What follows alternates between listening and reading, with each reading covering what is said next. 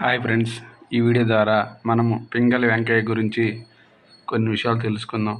పింగళి వెంకయ్య భారతదేశ స్వాతంత్ర సమయంలోనూ ఆంధ్రప్రదేశ్ స్వాతంత్ర సమయంలోనూ నాయకులతో పాటు ఉండి ఎంతో తోడ్పాటును అందించారు. అదేవిధంగా భారతదేశానికి ఒక జాతీయ జెండా కావాలని ఒక జెండాను పట్టుదలతో తయారు చేశారు. ప్రస్తుతం అనేక రూపుదిద్దుకున్నప్పటికీ, అనేక మార్పులు వచ్చినప్పటికీ మొదట తయారు చేసిన వారిని గుర్తుంచుకోవడం మనకే స్ఫూర్తిదాయకం. అలాంటి పింగళి వెంకయ్య గురించి ఇప్పుడు కొన్ని విషయాలు మనం తెలుసుకుందాం.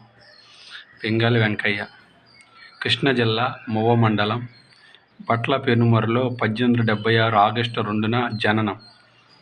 వ్యవసాయంలో పట్టభద్రుడయ్యాడు.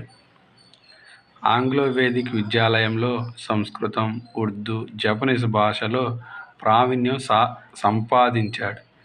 1895లో సైన్యంలో చేరి బోయర్ యుద్ధంలో పాల్గొనేందుకు దక్షిణాఫ్రికా వెళ్ళారు. అక్కడే గాంధీజీ గారితో పరిచయం ఏర్పడింది. ఇండియాకి తిరిగి వచ్చి తెలంగాణలోని సూర్యాపేట జిల్లా నడింగూడెం జమీందారు రాజానాయని వెంకట రంగారావు కోరిక మేరకు 1909లో అక్కడికి చేరుకొని వ్యవసాయ శాఖ అధిపతినిగా పనిచేశారు. అమెరికా నుంచి తెప్పించిన కాంబోడిని రకం పత్తిని స్థానిక వంగడాలను జోడించి కొత్త వంగడాన్ని సృష్టించారు. అమెరికా నుంచి తెప్పించిన కాంబోడిని రకం పత్తిని స్థానిక వంగడాలను జోడించి కొత్త వంగడాన్ని సృష్టించారు. నాటి నుండి పింగళి వెంకయ్య కాస్త పత్తి వెంకయ్యగా అయ్యారు. అందరూ పత్తి వెంకయ్య అని పిలిచేవారు. తర్వాత మచిలీపట్నంలోని ఆంధ్ర జాతీయ కళాశాలలో లెక్చరర్గా పనిచేశారు. వెంకయ్య కళాశాలలో పనిచేస్తూనే కాంగ్రెస్ జాతీయ సమావేశాల్లో పాల్గొనేవారు.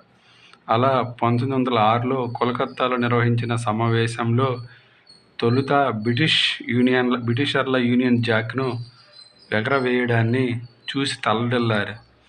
మనకు సొంతంగా పతాకం ఉండాలని పట్టుదలగా ప్రయత్నం ప్రారంభించారు. వివిధ దేశాల పతాకాలను అధ్యయనం చేసి 30 రకాల నమూనాలను తయారు చేశారు.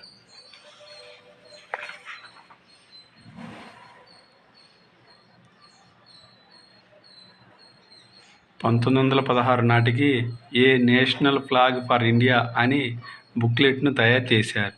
దీన్ని తీసుకొని 5 ఏళ్ల పాటు ప్రతి జాతీయ సమావేశానికి వెళ్ళడం, కాంగ్రెస్ నాయకులకు దాన్ని చూపించడం, జెండా ఆవశ్యకతను వివరించడం చేసేవారు.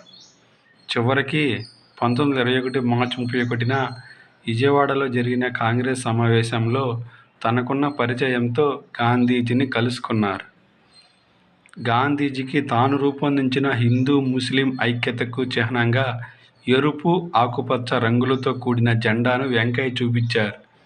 మొదట మన భారతదేశం యొక్క జాతీయ జెండా ఎరుపు, ఆకుపచ్చ రంగులతో కూడిన కేవలం 2 రంగులు మాత్రమే కూడిన జెండాను తయారు చేసి చూపించారు.